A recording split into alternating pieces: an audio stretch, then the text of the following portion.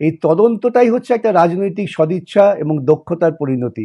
সেখানে ত্রুটি হয়ে গেলে পরে বিচারপতিদের কিছু করার থাকে না। সিবিআইকে চেষ্টা করতে হবে, এখন তথ্য প্রযুক্তি প্রকৌশল অনেক এগিয়েছে, টেকনোলজি অনেক এগিয়েছে। এই সায়েন্স এবং টেকনোলজির উপর নির্ভর করে সিবিআইকে বার করতেই হবে। যারা তথ্য লোপাট করেছেন তাদেরও খুঁজে বার করতে হবে, এবং কেন তথ্য লোপাট করা হয়েছে তাদেরও খুঁজে বার করতে হবে। সামগ্রিকভাবে সিবিআইকে কিন্তু তাদের যোগ্যতা প্রমাণ করতে হবে। এইরকম একটি ঘটনা, যে ঘটনা গোটা বিশ্বকে আলোড়িত করেছে, সেই ঘটনা যদি তদন্ত ঠিকমতো সিবিআই না করতে পারে, তাহলে জানবেন যে গোটা পৃথিবীর কাছে ভারতবর্ষের গণতান্ত্রিক প্রক্রিয়া সম্পর্কে প্রশ্ন উঠে যাবে। একটা গণতান্ত্রিক সভ্য দেশে মৃত্যুদণ্ডটা হচ্ছে অগণতান্ত্রিক এবং আমার মতে সভ্যতা বিরোধী। এই সমাজে আমাদের কাজ হচ্ছে সাজা দেয়া হয় মানুষকে সংশোধন করবার জন্য। সংশোধন করার জন্য সাজা দেয়া হলে পরে প্রত্যেকটা মানুষকেই কিন্তু তাকে সংশোধন করার সুযোগ দিতে হবে। আমি রাষ্ট্র ক্ষমতা আছে, আমি ফাঁসি দিয়ে দিলাম, তাতে কিন্তু সংশোধন হয় না। এবং আমাদের আইনে, পূর্বতন আইনও ছিল, এখন নতুন আইন যা এনেছেন বিজেপি সরকার, সেখানেও যত্রতত্রই বলা আছে যে ফাঁসি হচ্ছে সাজা। এটা কোনো সাজা নয়। এবং আমাদের অভিজ্ঞতায় আমরা দেখেছি যে হত্যাকাণ্ডর পাল্টা মৃত্যুদণ্ড, তাতে কিন্তু কোনো রকম সাধারণ মানুষের ওপর খুব ভয় সৃষ্টি করে তা নয়, যাকে বলে ডেটারেন্ট এফেক্ট কিছু নেই। সাজাটা এমন হতে হবে যাতে একটা মানুষ সারা জীবনে উপলব্ধি করতে পারেন তার অপরাধের গুরুত্বটা কী, এবং সেই অপরাধ করার ফলে তার যে সামাজিক দিক থেকে তাকে খানিকটা লাঞ্ছিত হতে হচ্ছে, তাকে অপমানিত হতে হচ্ছে, এই বোধটা তার মধ্যে জাগাতে হবে। সেই জন্যে আমার নিজের মনে হয় মৃত্যুদণ্ডটা আইনের বই থেকে বাদ দেওয়া উচিত। কঠোর থেকে কঠোরতর আইন অনেক রকম আছে, সেই আইন কার্যকর করা উচিত। সেসব না করে হঠাৎ কোনো একটা ঘটনা ঘটলো আর সঙ্গে সঙ্গে মনে হলো আরেকটা আইন করি, এটা কিন্তু প্রশাসনিক দুর্বলতা।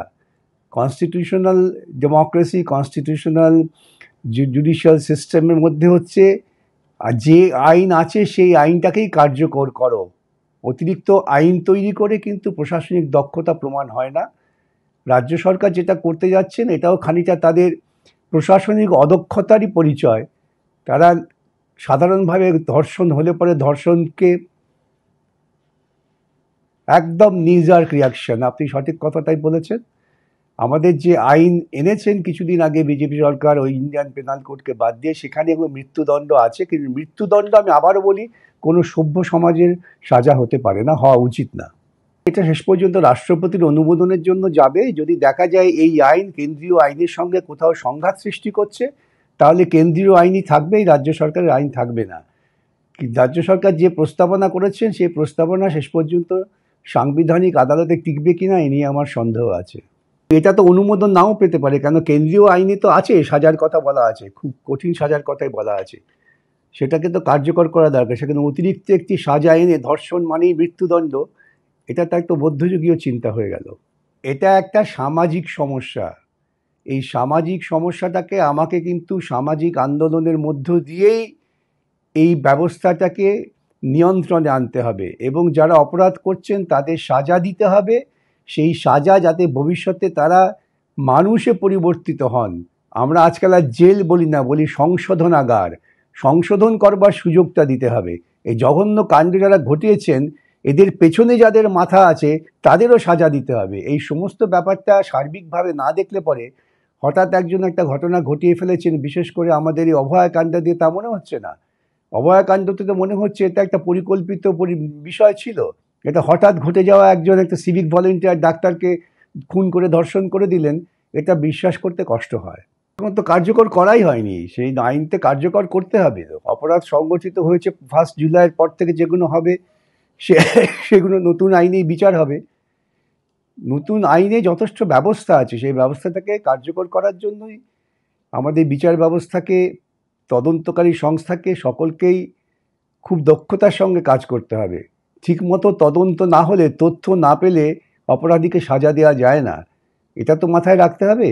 আমি তদন্ত করার ক্ষেত্রে যদি ত্রুটি করে ফেলি, তাহলে কিন্তু আমি যতই ভাবি না কেন বিচারপতিরা তারা তদন্তের তথ্যের ওপর দাঁড়িয়ে রায় দেবেন, তার বাইরে রায় দেওয়া তাদের সুযোগ নেই।